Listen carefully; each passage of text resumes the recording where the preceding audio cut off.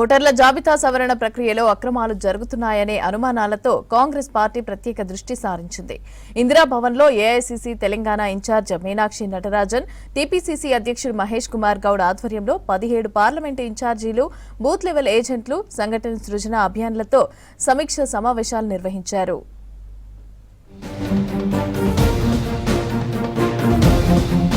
హైదరాబాద్ గాంధీ భవన్లోని ఇందిరా భవన్లో 17 పార్లమెంటు జిల్లాల ముఖ్య నేతలతో సమావేశం ఏర్పాటు చేసింది కాంగ్రెస్ పార్టీ. వరుసగా 2 పార్లమెంటు నియోజకవర్గాల నేతలతో మీటింగ్ నిర్వహించారు.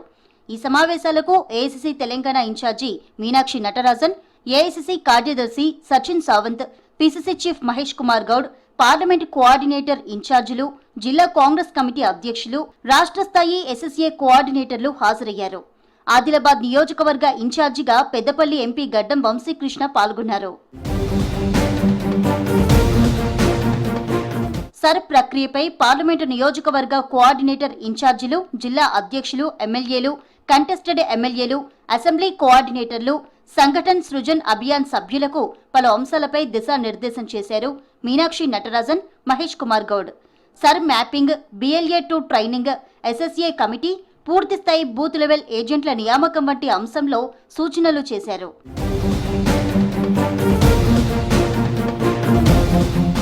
ఓటర్ల జాబితా సవరణ అంశాన్ని కాంగ్రెస్ పార్టీ అత్యంత తీవ్రంగా పరిగణిస్తోందన్నారు టీపీసీసీ అధ్యక్షుడు మహేష్ కుమార్ గౌడ్. దేశవ్యాప్తంగా సెక్యులర్ ఓట్లను లక్ష్యంగా చేసుకుని ఓట్లను తొలగిస్తున్నారనే అనుమానాలు వ్యక్తమవుతున్నాయని అన్నారు. ఒక రాష్ట్రంలో 90 లక్షలకు పైగా ఓట్లను తొలగించి కేవలం 30 లక్షల కొత్త ఓట్లను మాత్రమే జాబితాలో చేర్చిన పరిస్థితులు కనిపిస్తున్నాయని తెలిపారు. పశ్చిమ బెంగాల్ ఎన్నికల్లో బీజేపీ విజయానికి ఓటర్ల తొలగింపు ప్రక్రియ కారణమని ఆరోపించారు మహేష్ కుమార్ గౌడ్.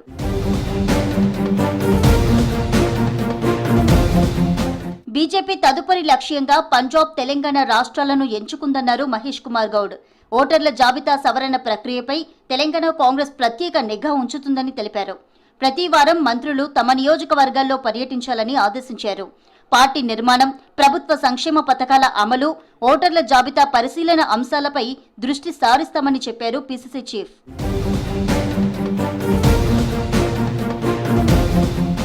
రానున్న ఎన్నికలను దృష్టిలో ఉంచుకొని బూత్ స్థాయి నుంచి పార్టీ వ్యవస్థను మరింత బలోపేతం చేయడానికి ప్రయత్నిస్తున్నామన్నారు కాంగ్రెస్ లీడర్స్.